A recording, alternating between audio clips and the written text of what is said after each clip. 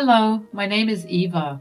My husband Scott and I met in college, and our connection was instant. After graduating, we knew we wanted to spend our lives together, so we got married. In the beginning, our relationship was filled with love and happiness. We supported each other's dreams and celebrated our achievements together. When our two adorable children came into our lives, our bond grew even stronger. We were a team, navigating parenthood side by side. Soon, Scott's career took off. His success involved him starting to go on business trips. At first, I had no issue with it because it meant a better life for our family. I admired his dedication and work ethic. However, the trips became more frequent. I began to feel overwhelmed, juggling work, taking care of the kids, and managing the household on my own became increasingly challenging. Hey, love, can we talk about something that's been bothering me? Of course, babe, what's up? Those business trips you've been taking, they've been tough on me. I feel overwhelmed trying to handle everything by myself. I get it. I'm sorry for adding to your stress, but you know how important those trips are for my job, right? I understand that, love. I've always supported your career, but lately the trips have been too much. I need more support and time together as a family. Okay, I see where you're coming from. I'll talk to my boss about reducing the trips, but it might not happen right away. Thanks, love. It means a lot that you're willing to listen. We can find a balance that works for both of us and our kids. Of course. I love you, babe. I want to make things better and be there for you all. We'll figure it out, I promise. I love you too, darling. Scott didn't go on a business trip for the next 3 months. I finally felt better and much more supported. However, things took a drastic turn when Scott began acting strangely. He started leaving the house for errands that seemed insignificant, but they took up an excessive amount of his time. I didn't think much of it at first, but looking back, those were warning signs that I failed to recognize. One morning, Scott woke me up in a panic. What's going on, darling? Why are you waking me up so early? I need to tell you something. My mom was in a car accident last night. She's been discharged this morning, and I need to be there for her. Oh my God, is she okay? What happened? I don't have all the details yet, but I'm really worried about her. I have to go to her place and take care of her for the next week. Of course, darling. Family comes first. Don't worry about us. I'll handle everything here with the kids. Just focus on your mom and make sure she's all right. Thanks, babe. I'll try to keep you updated, but I might be really busy taking care of her. No problem. We're here for you. Just let us know if there's anything we can do to help. Take care of your mom and yourself. I will. I love you and the kids. I'll be back as soon as I can. We love you too, darling. Stay strong. And remember that we're here for you. Take care of your mom, and we'll be waiting for you to come back. I decided to take the day off work and prepared a meal for my dear mother-in-law, Kathy. My relationship with Kathy, my mother-in-law, was a rare and beautiful bond that grew stronger over the years. From the moment I met her, I felt an instant connection. She welcomed me into her family with open arms, accepting me as her own daughter. Our relationship was filled with love, warmth, and mutual respect. Kathy and I developed a deep mother-daughter relationship. We would spend hours chatting, sharing stories, and supporting each other through life's ups and downs. She became my confidant, offering guidance and wisdom whenever I needed it. Kathy's presence brought comfort and a sense of belonging to my life. Whenever we visited Kathy, she would shower my children with love and affection. They adored their grandmother, and she adored them right back. She was their biggest cheerleader, attending their school events, baking cookies with them, and creating treasured memories together. Kathy's love for her family was unconditional, and it radiated through every interaction.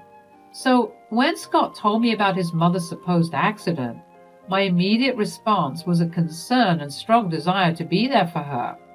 I spent an entire day preparing a meal for Kathy. When the kids got back from school, the three of us baked and iced cookies to give Kathy. With the kids' help, we prepared get-well-soon gifts and loaded up the car with the food and cards. I dropped off the kids at my brother's place for a few hours and embarked on a 3-hour drive to Kathy's house. For a fleeting second, I wanted to contact Scott and tell him that I would be arriving there soon, but decided against it. 3 hours later, I arrived at Kathy's place. However, I could not see Scott's car in the driveway. I assumed he must have been out getting groceries. I didn't know the extent of Kathy's injuries, so I hoped she was okay enough to open the door for me. I rang the doorbell and Kathy opened it, but surprisingly, Kathy opened the door looking healthy and completely unharmed. "Oh my, what brings you over, Eva dear?" "Mom, how are you feeling? Are you okay?" "Of course I'm okay. I may be a grandmother, but I'm not that old. Well, it's just that Scott woke me up this morning to tell me that you were in an accident last night and you just got discharged from the hospital this morning. He said he'll be here all week taking care of you. I spent all day making you comfort food and the kids baked you your favorite cookies. The kids even made you get-well-soon cards. I thought I'd surprise you guys." "Oh, that's so sweet of you guys, but, I have to ask, accident?" "What accident? I'm perfectly all right, and I haven't seen Scott. He definitely didn't stop by here. Although this is still a delightful surprise, why don't you come in and we'll figure out Scott's lie together?" Kathy took the food and gifts out of my hands and walked into the house. I followed her in too. My heart was racing as a multitude of thoughts swirled around in my head. Why had Scott lied?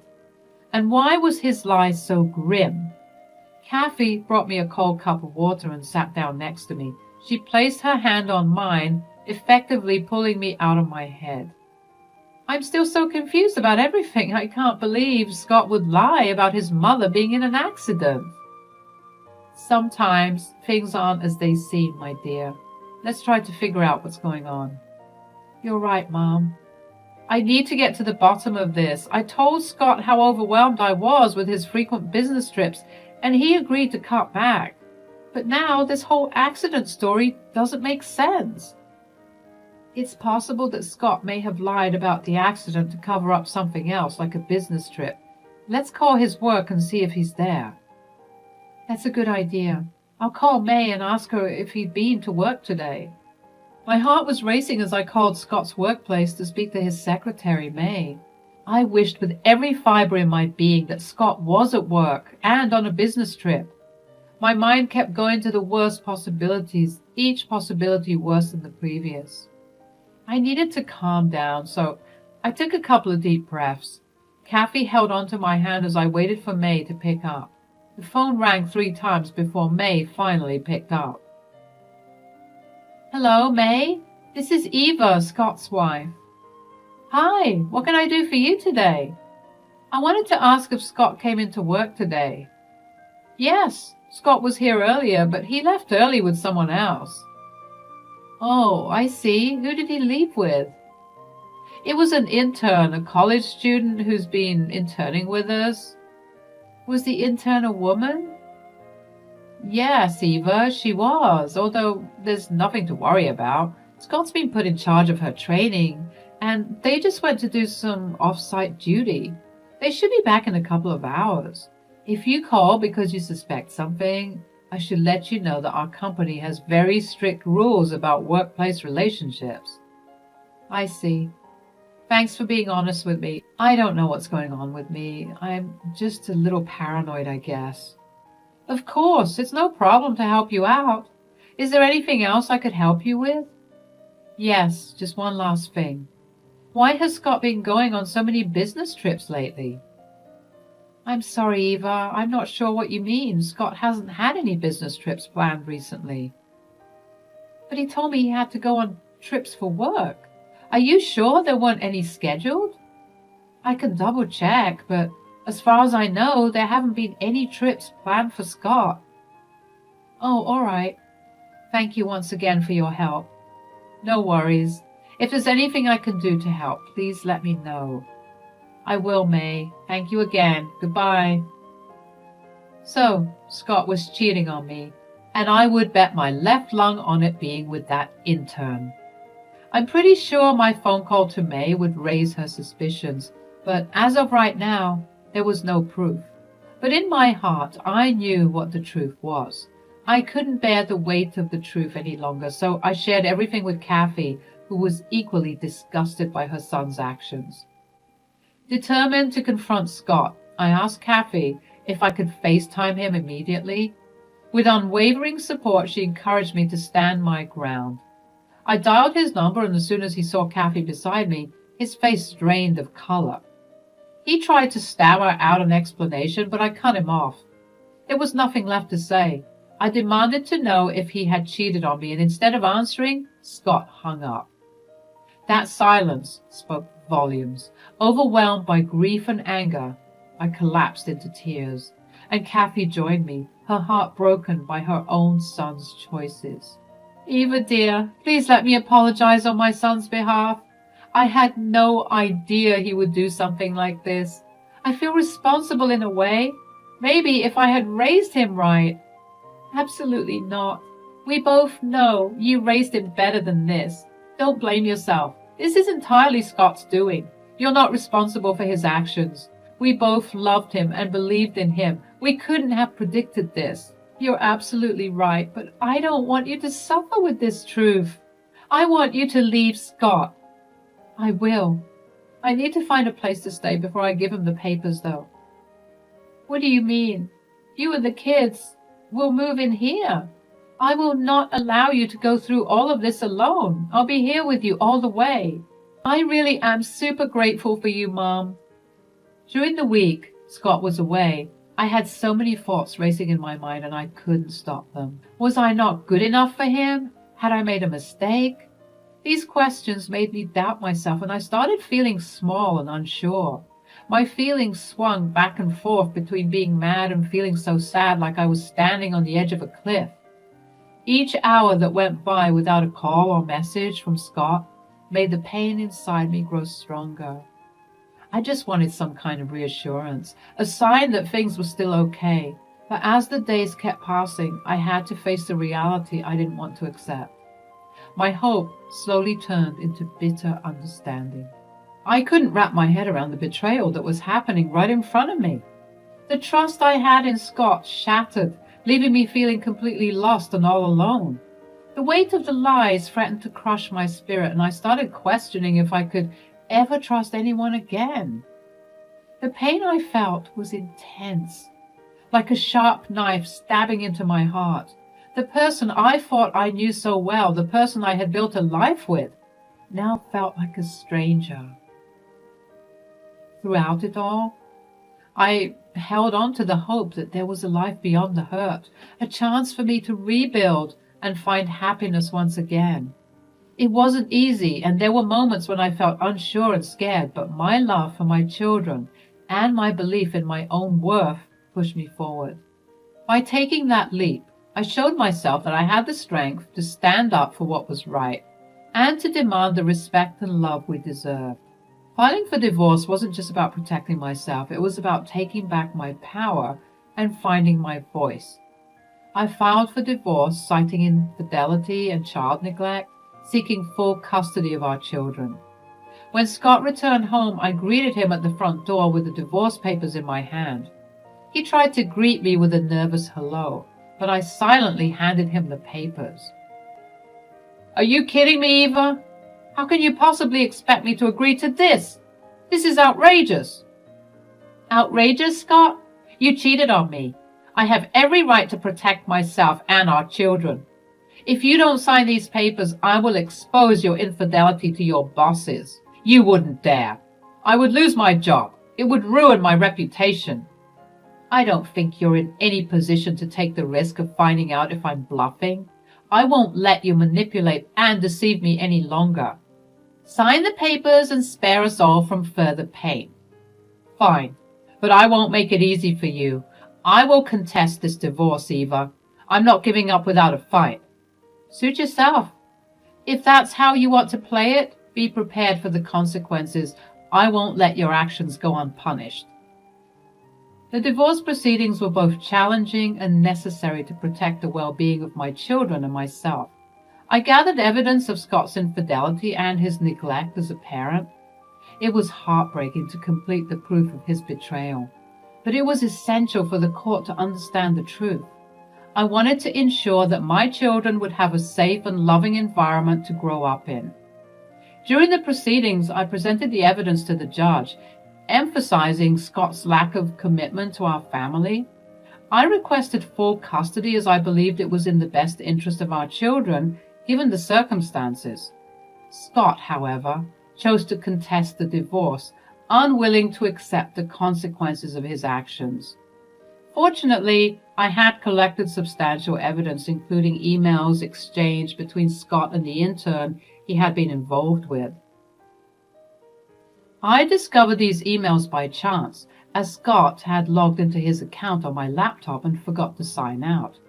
This evidence strengthened my case and proved the extent of his infidelity. To further support my claims, I reached out to Scott's bosses, providing them with evidence of his workplace affair. Their strict policies regarding dating within the company resulted in Scott losing his job. While it was not my intention to cause him harm, his actions had severe consequences. With the undeniable evidence on Scott's lack of employment, the judge ruled in my favor. I was granted full custody of our children, with Scott having visitation rights every weekend. It was a bittersweet victory, as the pain of the divorce weighed heavily on all of us. Through the proceedings, I remained focused on the well-being of my children. It was a challenging and emotional time, but I knew that ending a toxic marriage was the right decision. As the divorce was finalized, I felt a mixture of relief and sadness. It marked the end of a chapter in my life and the beginning of a new one.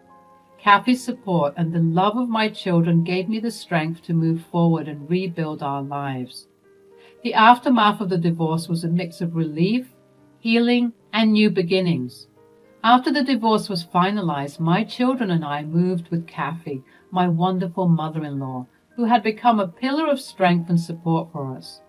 Her home provided a safe and nurturing environment where we could rebuild our lives. However, the transition wasn't without its challenges. Scott, my ex-husband, showed up at Kathy's doorstep, seemingly seeking refuge. "Scott, I can't believe you dare show up here after what you've done to Eva and the kids. You need to leave." "Mom, please. I have nowhere else to go. I need your help." "Help? You think I would support you after all the pain you've caused? You lied, cheated, and broke our family apart. I won't tolerate it. Leave now." "But Mom, I'm your son." "Yes, you are my son, and it breaks my heart to see what you've become. But my loyalty lies with Eva and the children. They deserve better than you. Now go before I do something I'll regret."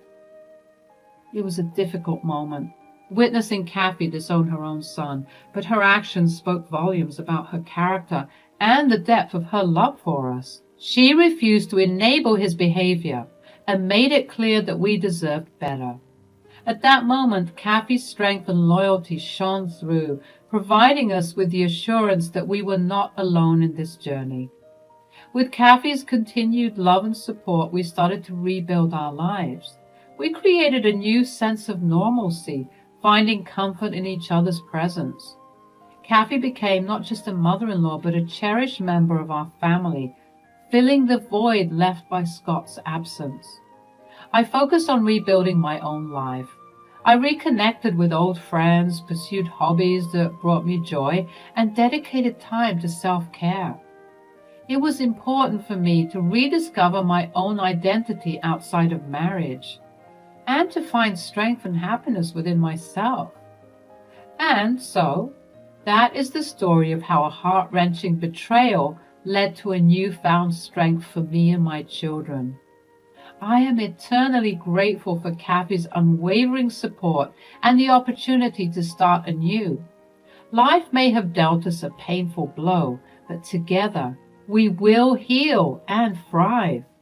Thank you for taking the time to listen to my story. It has been cathartic to share it with you all. Remember, sometimes the deepest wounds can lead to the most incredible transformations.